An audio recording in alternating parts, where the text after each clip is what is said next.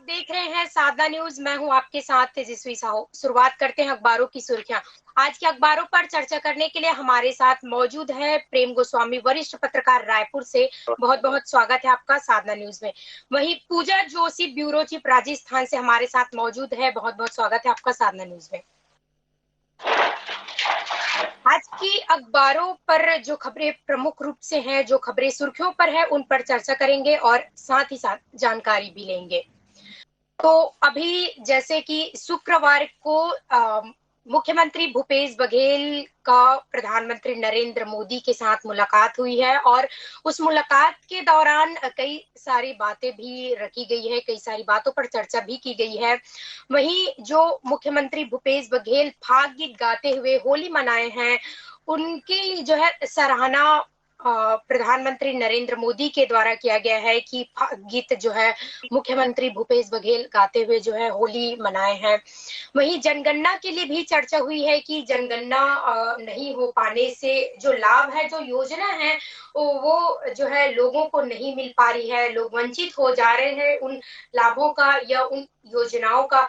तो इस प्रकार से जो है प्रधानमंत्री नरेंद्र मोदी से चर्चा हुआ है मुख्यमंत्री भूपेश बघेल का। वहीं मेट्रो सिटी के लिए भी कहे, जो नया रायपुर से दुर्ग तक बनने वाली है, तो यहाँ पर कई सारी बातों पर चर्चा जो है मुख्यमंत्री भूपेश बघेल का जो है प्रधानमंत्री नरेंद्र मोदी के साथ हुआ है। प्रेम गोस्वामी जी, यहाँ पर जो है शुक्रवार को चर्चा हुई है मुख्यमंत्री भूपेश बघेल का प्रधानमंत्री नरेंद्र मोदी के साथ, और G20 की जो अध्यक्षता होने वाली है, तो उसमें छत्तीसगढ़ में भी कुछ कमेटी गठित की गई है। छत्तीसगढ़ में भी कार्यक्रम होने वाला है G20 का। तो यहाँ पर देख सकते हैं कि अब जो है प्रधानमंत्री नरेंद्र मोदी का भी छत्तीसगढ़ में आने की संभावना है। और अभी शुक्रवार को मुख्यमंत्री भूपेश बघेल का प्रधानमंत्री नरेंद्र मोदी के साथ चर्चा भी हुई है कई सारे मुद्दों पर। जी, मैं बता दूं कि शुक्रवार को जो प्रधानमंत्री नरेंद्र मोदी और मुख्यमंत्री अपने मुख्यमंत्री के बीच जो चर्चा हुई है, वो एक औपचारिक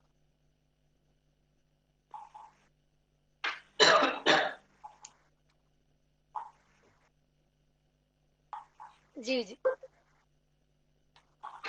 जैसा आपने बता रहा था, आप बता रही थी कि होली के फाग को लेकर था, वो तो है ही। उसके अतिरिक्त बता दूं 4 विशेष विषय थे, जिसमें सबसे महत्वपूर्ण बोला जाए कि जनगणना की बात को लेकर। जनगणना जो है अपने यहाँ पर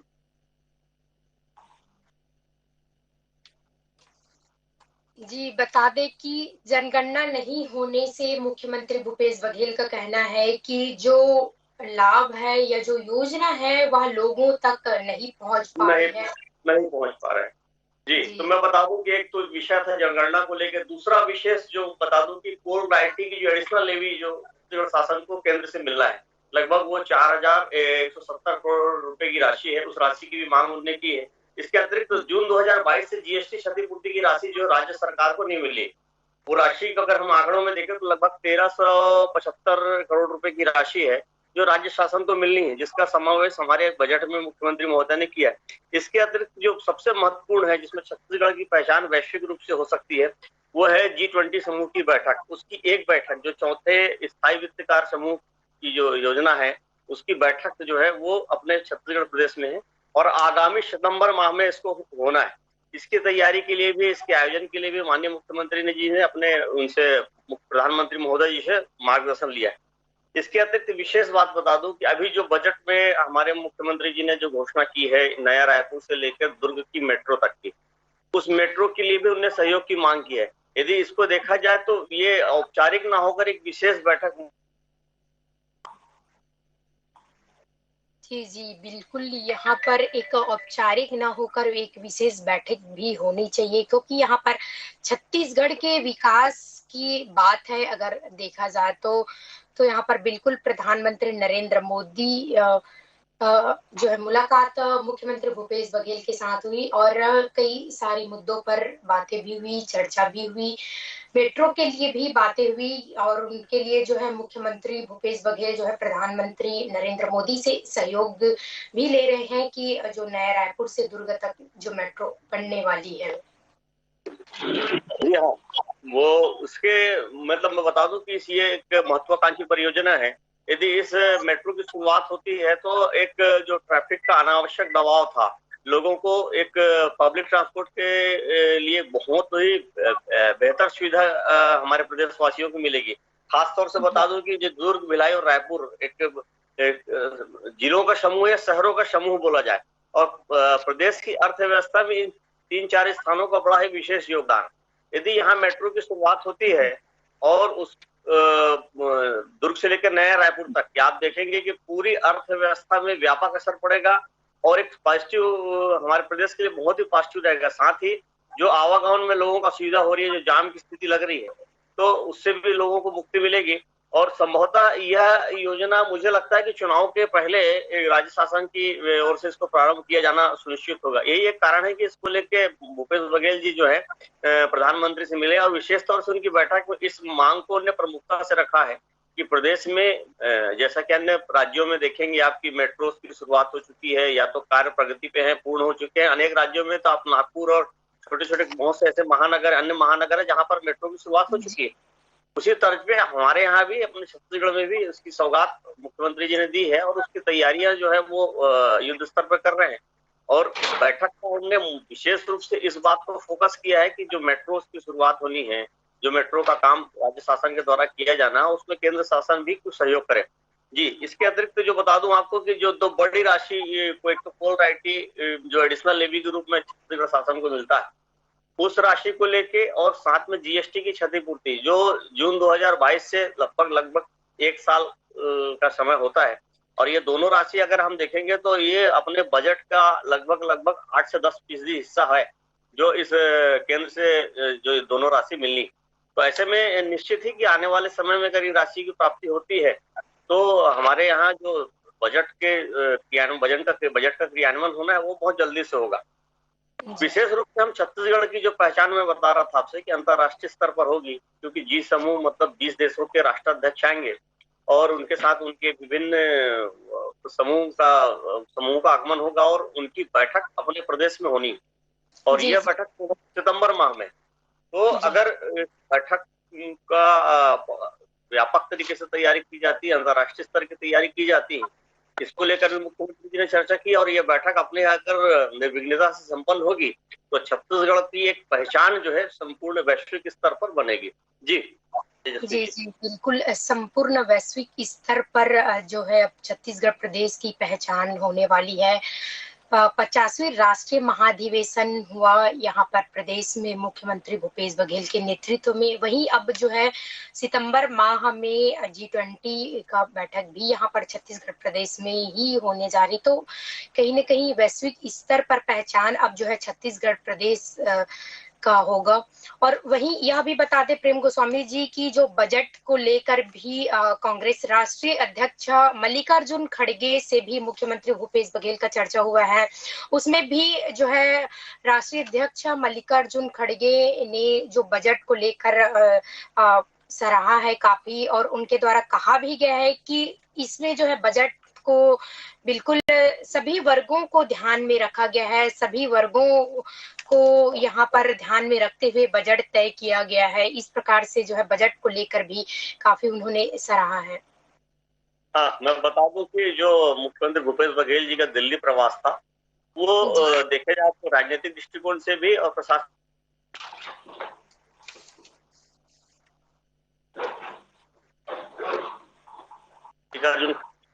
उनसे भी मुलाकात की और प्रधानमंत्री जी से भी मुलाकात की। और खड़गे जिस तरीके से उनके बजट को लेकर जो उनके बजट की घोषणा हुई है और बजट किया है, उस बजट पर उन्होंने विशेष रूप से भूपेश बघेल की तारीफ की है। ये उनके लिए एक नया बोला जाए एक नई उपलब्धि है भूपेश बघेल जी के लिए। और जिस प्रकार से लगातार भूपेश बघेल जी का कद बढ़ रहा है तो कहीं ना कहीं इन संबंधों को मेंटेन करने के लिए भी उनका दिल्ली प्रवास था। और कांग्रेस की तरफ से अगर हम देखा जाए तो यह एक सकारात्मक जी बिल्कुल, यहाँ पर देखा जाए मुख्यमंत्री भूपेश बघेल के नेतृत्व में जो बजट उनके द्वारा जो पेश किया गया 6 मार्च को, उन बिल्कुल सभी के द्वारा इस बजट को सराहा जा रहा है। कहा जा रहा है बिल्कुल कि सभी वर्गों को ध्यान में रखकर यह बजट जो है बनाया गया है। सभी वर्गों का यहाँ पर विकास और सभी वर्गों को जो है लाभान्वित जो है प्रदान किया गया इस बजट के माध्यम से। वहीं पूजा जोशी के पास चलना चाहेंगे कि जो अभी राजस्थान की यह खबर सामने है कि पुलवामा शहीदों की 3 वीरांगनाओं के धरने को जबरन खत्म करने के बाद अब पुलिस ने भाजपा सांसद किरोड़ी लाल मीणा को हिरासत में ले लिया है। हालांकि पुलिस ने इसकी पुष्टि नहीं की है। इधर पुलिस पर मीणा ने हाथापाई का आरोप भी लगाया है। तो जो किरोड़ी लाल मीणा बोले, पुलिस ने मुझे मारने की कोशिश की है। भाजपा सांसद एसएमएस ने में एडमिट समर्थकों में गुस्सा, हाईवे भी जाम किया गया है। तो जानना चाहेंगे पूजा जोशी जी की आखिर इसकी शुरुआत कैसे हुई और अभी जो है अब आरोप भी लगाया गया है पुलिस ऊपर की उनके द्वारा जो है हाथापाई किया गया है। बिल्कुल तेजस्वी जी, मैं आपको बता दूं कि देखिए पिछले कई दिनों से, कई समय से राज्यसभा सांसद डॉक्टर किरोड़ी लाल मीणा जो है पुलवामा में शहीद हुए शहीदों के परिवारों की मांगों को लेकर उनके परिवारजनों के साथ में धरना प्रदर्शन कर रहे थे, राजस्थान सरकार के खिलाफ खड़े थे। वो चाह रहे थे कि इन वीरांगनाओं की सुनी जाए, इन वीरांगनाओं की जो भी मांगे है वो पूरी की जाए। उसके लिए काफी दिनों से प्रदर्शन चल रहा था। पहले वो सीएम हाउस का घेराव किए, लेकिन वहां से उन्हें कोई रिजल्ट नहीं निकला। उसके बाद में वो सीएम के बाद में पूर्व डिप्टी सीएम सचिन पायलट के घर के बाहर वीरांगनाएं धरना प्रदर्शन पर बैठ गई। वहां पर भी सांसद किरोड़ी लाल मीणा जो है उनके साथ खड़े रहे। वहां पर वो 3 से 4 दिन लगातार धरने पर डटी रही, लेकिन वहां पर भी उनकी कोई सुनवाई नहीं हुई। हालांकि पूर्व डिप्टी सीएम सचिन पायलट ने उनकी सुनी और उनको जानी दी। वहां पर जो महिलाएं अनशन पर थी, वीरांगनाएं जो अनशन पर बैठी हुई थी, उन्हें खाना खिलाया, उन्हें दूध पिलाया, उनकी बातें सुनी और यहाँ तक कि उन्हें आश्वासन भी दिया कि हम सरकार से कहेंगे कि आपकी मांगों को पूरा करें। लेकिन ऐसा नहीं हुआ। डॉक्टर किरोड़ी लाल जो मीणा है राज्यसभा सांसद, वो कंटिन्यू इन वीरांगनाओं के लिए लड़ते रहे। तो ऐसे में कल जब सीएम अशोक गहलोत के विधानसभा घेराव के बाद में सीएम अशोक गहलोत के हाउस को घेरने की बात चल रही थी, तो ऐसे में पुलिस प्रशासन बीच में आ गया और सांसद किरोड़ी लाल मीणा को वहां से हटाने की पूरी तैयारी की गई। लेकिन सांसद किरोड़ी लाल मीणा जो अपनी बात पर, अपनी मांगों पर, वीरांगनाओं की, शहीदों की पत्नी की मांगों पर डटे रहे, वो वहां से नहीं हटे। जब वहां से नहीं हटे तो पुलिस ने जबरन वहां से उन्हें हटाया गया और हाथापाई भी हुई और काफी मारा पीटी की भी बात सामने आई कि किरोड़ी लाल मीणा ने आरोप लगाए कि पुलिस ने हमें मारने की कोशिश की। किरोड़ी लाल मीणा ने ट्वीट कर लिखा कि पुलिस ने मुझे मारने की कोशिश की। उनके मुख्यमंत्री जो सरकार है उनके कहने पर, मुख्यमंत्री के कहने पर मुझे मारने की पूरी कोशिश की गई। वो तो समर्थक थे या वीरांगनाओं की इनकी दुआओं की वजह से मैं बच गया और इसी दौरान उनकी तबियत भी बिगड़ गई। राज्यसभा सांसद किरोड़ी लाल मीणा को एसएमएस भर्ती कराया गया। जैसे ही ये बात समर्थकों को पता चली, बीजेपी के कार्यकर्ताओं नेताओं को पता चली, तो वो काफी परेशान हो गए और उन्होंने आंदोलन जैसा शुरू कर दिया, रोड जाम कर दी। उनके समर्थक गुस्सा गए कि राजस्थान सरकार की या पुलिस की ऐसे कैसे हिम्मत हो सकती है कि एक सांसद के खिलाफ इस प्रकार का प्रदर्शन करे या पुलिस इस प्रकार से उनकी हाथापाई करे, उन्हें मारा पीटी करे और उन्हें धक्का। हालांकि जो किरोड़ी लाल मीणा है वो कई सवा से पुलवामा में शहीद हुए इन वीरांगनाओं के लिए खड़े थे। वो यही चाहते थे कि चाहे कुछ भी हो जाए, मैं इन वीरांगनाओं की मांगों को लेकर सरकार के खिलाफ रहूंगा, क्योंकि ये वीरांगनाएं वो है जो इनके, देखिए हम अच्छे से जानते हैं ये सैनिक सिर्फ और सिर्फ देश के हित के लिए खड़े रहते हैं। उन्होंने सरहद पर गोली खाई होती है, वो सिर्फ हमारे लिए वहां पर खड़े होकर के दिन रात सेवा करते हैं, देश के लिए सेवा करते हैं, देश हित की सेवा करते हैं। बावजूद उनके इस प्रकार की बातें सामने आती है। तो देखिए इन सब बातों को लेकर सीएम अशोक गहलोत का भी बयान 8 मार्च को सामने आया था। सीएम अशोक गहलोत ने कहा था कि हम वीरांगनाओं का सम्मान करते हैं क्योंकि ये हमारे देश की पहचान है, ये देश का एक हिस्सा है। लेकिन इस प्रकार की वीरांगनाओं की जो मांगे हैं, वीरांगनाएं 3 वीरांगनाएं हैं, तीनों की अलग अलग मांगे हैं। एक वीरांगना कहती है कि मेरे पति की जो नौकरी थी उसके बदले मेरे देवर को नौकरी दी जाए, और दूसरी की कहती है कि 2 स्मारक ऑलरेडी सरकार द्वारा बनाई गई है, लेकिन उनकी एक और मांग है कि तीसरी स्मारक को जहाँ बता रही है वहां पर उनकी एक शहीद स्मारक बनाई जाए, और भी बहुत सारे हैं। लेकिन सरकार का या मुख्यमंत्री का कहना है कि इस प्रकार का कोई नियम नहीं है कि आप अपने सैनिक जो शहीद हुए हैं उनकी नौकरी आप अपने परिवारजन में देवर को दी जाए, क्योंकि अब तक सिर्फ यही कहा जाता था कि उनकी जो नौकरी है, उनको जो भी सरकार को उससे मिलना है तो वो सिर्फ उनके बच्चों को दिया जाए, लेकिन देवर वाली बात कहीं भी नियमों में नहीं है। तो सीएम अशोक गहलोत का यही कहना था कि सिर्फ भाजपा जो है कुछ राजनीतिक अपनी रोटियां सेक रही है, पुलवामा ये जो वीरांगनाएं हैं उनको लेकर के गलत कर रही है, ये कहीं भी परंपरा में नहीं है, राजस्थान की परंपरा में नहीं है, ये पूरी तरह गलत है, मैं इसकी निंदा करता हूँ। सीएम अशोक गहलोत का ये बयान आया। लेकिन फिर भी परसों के दिन अगर हम बात करें तो प्रदर्शन किया, वीरांगनाओं ने मुंह में घास जो होती है वो रख करके सीएम अशोक गहलोत के हाउस के बाहर घेराव किया, वहां प्रदर्शन किया, और मुंह में घास रखने का मतलब है कि मैं तुम्हारी गाय हूं। इस प्रकार का भी वीरांगनाओं ने प्रदर्शन किया, वहां लेख कर प्रदर्शन किया। लेकिन उसके बावजूद भी सरकार का कोई भी वहां पर से कोई भी ऐसा रूप नहीं निकला है, सरकार ने इस प्रकार की कोई भी घोषणा नहीं की। सबसे मेन बात थी, देखिए किरोड़ी लाल मीणा का ये कहना था कि सीएम अशोक गहलोत वीरांगनाओं को सुने तो सही, मांग पूरी करना या ना करना बाद की बात है, लेकिन उन्हें एक बार आश्वासन दे, उनसे आकर मिले, उनकी बात को समझे कि वो क्या कहना चाहती है और क्यों कहना चाहती है, उन पर किस प्रकार की पीड़ा है, वो परिवार में है, किस प्रकार अपना पालन पोषण करेगी। क्योंकि आप भी जानते हैं कि हमारे जो सैनिक है वो शहीद होने के बाद में उनके पास कोई और सोर्स नहीं होता है। इन सब बातों को लेकर सांसद किरोड़ी लाल मीणा खड़े रहे। हालांकि सांसद किरोड़ी लाल मीणा को उनके समर्थक देवता मानते हैं, भगवान मानते हैं, पूजते हैं, और जब इस प्रकार की बात सामने आई कि उन पर हाथापाई हुई या इस प्रकार की पुलिस ने जबरन की, पुलिस की हाथापाई की वजह से उनकी तबीयत खराब हो गई, तो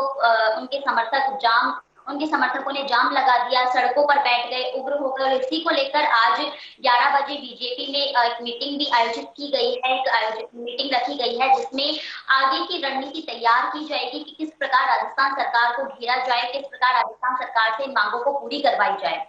और इसी के साथ हम ये भी बता दें कि पूर्व डिप्टी सीएम सचिन पायलट का भी बयान सामने आया है। उन्होंने भी ये कहा कि देखिए, वीरांगनाओं की बात अगर हम कर रहे हैं तो ये सरकार को इस पर सुनना चाहिए। हालांकि वो उन्हीं के नेता है, उन्हीं के पक्ष की कार्यकर्ता है, नेता है, तो उन्होंने भी ये कहा कि सीएम अशोक गहलोत को ये पुलवामा में शहीद हुए परिजनों की बात को सुनना चाहिए, इस प्रकार इग्नोर नहीं करना चाहिए, अपने अहम को आगे नहीं आने देना चाहिए। आप एक गृह मंत्री है, एक मुख्यमंत्री है, मुख्यमंत्री होने के साथ साथ आपको इन देश हित के जो शहीद हुए सैनिक उनके परिवार के लिए खड़ा होना चाहिए, एक बार आकर सुननी चाहिए। उन्होंने यही कहा कि इस प्रकार पुलिस का बर्ताव वीरांगनाओं के साथ ठीक नहीं था, पुलिस ने जो इस प्रकार है उन पर भी सुनवाई की जानी चाहिए। जी जी बिल्कुल। वहीं अभी जो है देख सकते हैं छत्तीसगढ़ प्रदेश में प्रेम गोस्वामी जी की विधानसभा चुनाव के 6 माह पहले ही जो है भाजपा प्रत्याशियों का चयन यहाँ पर किया जा रहा है। भाजपा को पुराने प्रत्याशियों के विकल्प की तलाश है, संभावित नामों की बन रही है सूची की, किनको लिस्ट देनी है, कि टिकट किसको देनी है, किसको नहीं देनी, उसकी जो है सूची बनाई जा रही है। तो कहीं न कहीं विधानसभा चुनाव के लगभग जो है 6 माह पहले भाजपा ने छत्तीसगढ़ से में अपने जो है प्रत्याशियों की तलाश शुरू कर दी है।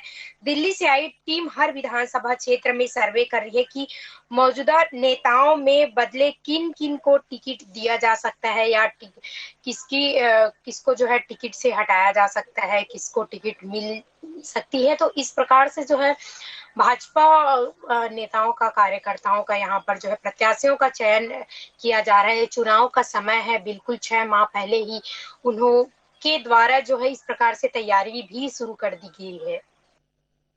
मैं बता दूं कि भाजपा जो है, यदि हम चुनाव की तैयारियों को देखें तो कांग्रेस से एक कदम आगे चल रही है। आज जिस खबर की हम चर्चा कर रहे हैं, जिसको अखबार ने प्रमुखता से उठाया है, भाजपा का सर्वे और कांग्रेस का सर्वे लगातार चल रहा है, लेकिन जो भाजपा का सर्वे है उस सर्वे में वो नए, आप देखेंगे कि 90 में से 14 विधायक अभी बीजेपी के हैं। तो बीजेपी की जो सर्वे टीम है वो संभवतः पुराने चेहरों को बाहर करने की मंशा रखती है। आप देखेंगे कि 2019 में जो लोकसभा चुनाव हुआ था उनमें अपने 11 में से लगभग सभी चेहरों को बाहर कर दिया गया था लोकसभा की टिकट में। और 11 में से आप देखेंगे कि 11 में से 9 सांसद जो है बीजेपी के चुन के आए थे। और अभी जो सर्वे हो रही है उसमें सबसे बड़ी बात है कि बीजेपी के पास मात्र 14 विधायक हैं और उन 14 विधायकों के भी विकल्प को तलाश रही है जो टीम आई है सर्वे की बात, जैसा कि अखबारों में दिया हुआ है। साथ ही जो सर्वे है उसमें ये भी देखा जा रहा है कि वहां पर जातिगत समीकरण क्या हो सकते हैं, क्षेत्रगत समीकरण क्या हो सकते हैं, कार्यकर्ताओं के बीच उन नेताओं की छवि कैसी है जिनको जो संभावित दावेदार हैं या जो संभावित टिकट की वेटिंग क्यू में खड़े हैं। तो ऐसे विभिन्न चीजों को विभिन्न उसको लेकर तैयारी कर रही है। 2 चीजों पर विशेष फोकस जो है बीजेपी इन दिनों कर रही है। आप देखेंगे कि बस्तर और सरगुजा संभाग पर, बस्तर की जो 12 और से 18 सीटें हैं, 12 सीटें हैं, ये ऐसा माना जाता है कि अगर प्रदेश में सरकार बनानी है तो बस्तर के रास्ते ही तय होगी, या ये बोला जाए कि सत्ता की कुर्सी जो है बस्तर के रास्ते ही मिल पाती है। तो बीजेपी आप देखेंगे लगातार बीते 1.5 वर्षों से बीजेपी के जितने भी कार्यक्रम आयोजित हुए हैं, जितने भी बड़े वरिष्ठ नेता आए हुए हैं, जितने भी प्रभारी आए हुए हैं, जितने भी मिनिस्टर्स आए हुए, केंद्र के मंत्री आए, इन सभी का दौरा प्रोग्राम बस्तर के रीजन में रहा है। और बीजेपी जो है बस्तर और सरगुजा संभाग को फोकस कर रही है। आप देखेंगे कि नए चेहरों पे बीजेपी जो है 2019 से लगातार खेल रही है, चाहे वो प्रदेश अध्यक्ष की कुर्सी की बात करें, चाहे अन्य क्षेत्रों में भी आप देखें, मतलब लगातार बदलाव बीजेपी जो है कर रही है। उसका एक बड़ा कारण ये भी कि जो एंटी इनकम्बेंसी रहती है, कई बार सरकार को लेकर एंटी इनकम्बेंसी या विरोधाभास नहीं रहता, कई बार व्यक्ति को लेके या उनकी पार्टी के कार्यकर्ताओं को लेके जो है विरोध की स्थिति रहती है। ऐसी स्थिति में यदि चेहरों को बदला जाए या चेहरों को परिवर्तन कर दिया जाए या नए लोगों को अवसर दिया जाए तो एक जीत प्रशस्त हो सकता है। और यही एक कारण है कि लगातार जो है पीछे मुझे जो सूचना जानकारी है कि लगभग 90 विधानसभा क्षेत्रों में इसका काम लगातार सर्वे का जारी है। और ये सर्वे महत्वपूर्ण बात तो है कि इसकी जानकारी जो है बीजेपी के शीर्षस्थ नेताओं को है, जमीनी कार्यकर्ताओं से लेके जो टिकट के दावेदार हैं ऐसे अन्य किसी को भी जानकारी नहीं है। एक प्रकार से यह बोला जाए कि ये बहुत ही गोपनीय तरीके से सर्वे का काम जो है बीजेपी करा रही है। और इसका परिणाम क्या होगा, कैसा होगा, ये तो चुनाव के परिणामों के बाद भी होगा। लेकिन कहीं ना कहीं यदि चेहरे को बदला जाता है या जो विरोधाभास की स्थिति है जिन क्षेत्रों में, यदि उन क्षेत्रों में बिफोर इलेक्शन ही किसी प्रकार का सामंजस्य स्थापित कर लिया जाएगा तो बीजेपी के लिए प्लस, मेरे हिसाब से प्लस रहेगा। जी तेजस्वी जी। जी बिल्कुल, चुनाव की तैयारी तो बिल्कुल जो है सभी दलों के माध्यम से किया जा रहा है, सभी दल की तरफ से जो है अपनी अपनी तैयारी बिल्कुल चल रही, लेकिन परिणाम जो है चुनाव के बाद और उसके रिजल्ट के बाद ही पता चलेंगे कि कितनी तैयारियां किस दलों के द्वारा की गई और कितने फायदा उनकी तैयारियों का वहां पर उस परिणाम में आया है। वहीं यह भी बता दें कि जो शराबबंदी अभी चल रहा है बिहार व मिजोरम में, जो है समिति भी वहां पर बिहार व मिजोरम के लिए समिति भी गठित की गई है कि वहां पे शराबबंदी की जानी है।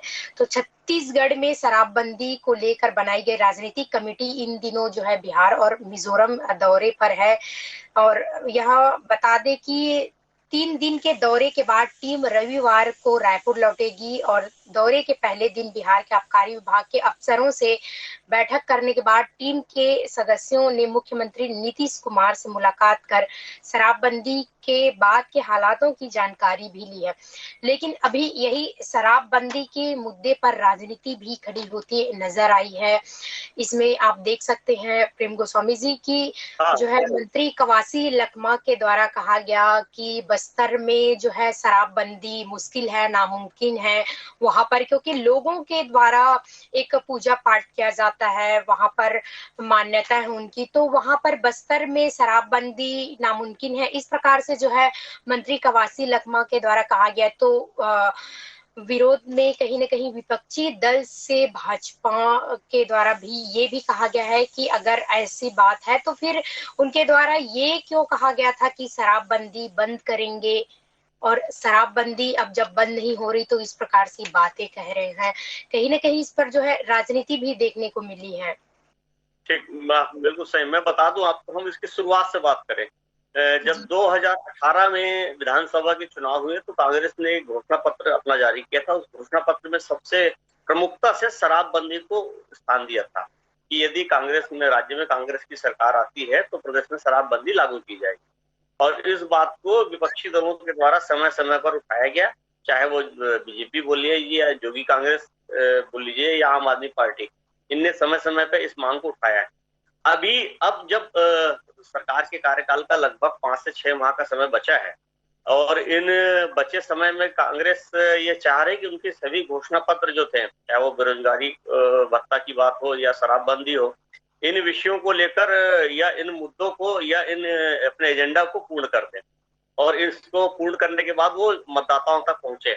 लेकिन मैं बता दूं कि जिस तरीके से प्रदेश के आबकारी मंत्री, जिनके कंधों पे ही शराबबंदी का भार है, और ऐसे में एक ओर जहां राज्य सरकार अन्य प्रदेशों में अपनी टीम भेज रही है, जिन प्रदेशों में शराबबंदी लागू है वहां का परीक्षण कर रही है कि उसका क्या असर और किस तरीके से उसकी शराबबंदी की योजनाओं को लागू किया जाएगा, उसका क्रियान्वयन कैसे होगा, उसके क्या व्यापक प्रभाव पड़ेंगे, इन सभी विषयों के अध्ययन के लिए जो विभिन्न दल जो है, आप जैसे बता रही कि बिहार और मिजोरम में गए हुए हैं।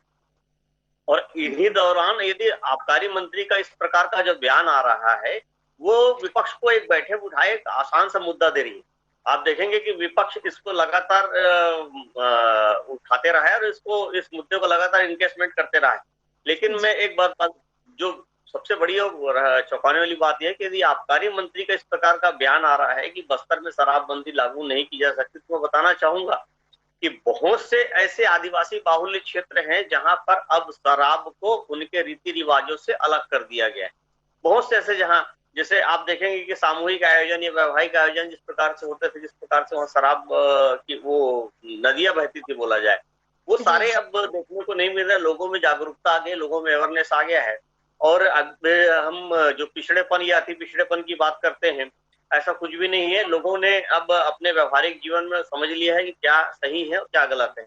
एक और हाँ, ये जरूर है कि आदिवासियों को जो है एक शराब सेवन और शराब रखने की राज्य शासन के द्वारा छूट प्रदान की गई थी।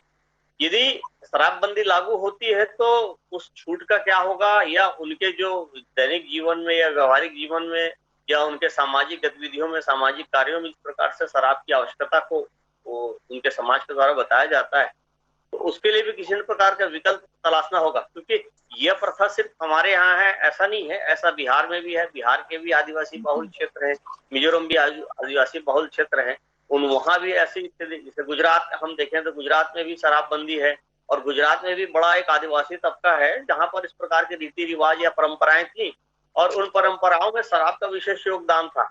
बहरहाल जो आबकारी मंत्री जी का बयान है कि शराबबंदी होने पर भी बस्तर पे नहीं हो पाएगा, यदि बस्तर में शराबबंदी नहीं होगी तो आप देखेंगे कि शराब की तस्करी आसानी से होगी।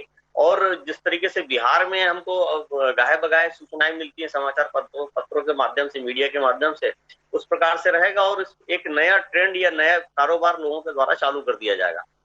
और राज्य हित में शराबबंदी नितांत आवश्यक है। अगर आप देखेंगे हमारे बजट का एक लगभग 16% हिस्सा जो है वर्तमान में वो आबकारी के थ्रू आ रहा है। अभी जो बजट मुख्यमंत्री जी ने प्रस्तुत किया था, तो यदि हम शराबबंदी की ओर आगे बढ़ रहे हैं तो हमको ये भी देखना पड़ेगा कि एक जो बड़ी धनराशि है जो हमारे बजट का एक बड़ा भाग है, उसका व्यवस्थापन कैसे होगा।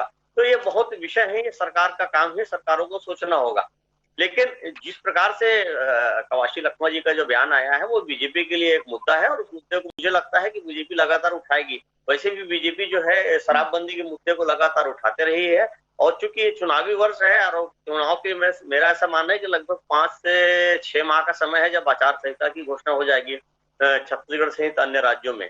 तो ऐसी स्थिति में अब समय कम बचा है और लोग रण में कूद चुके हैं।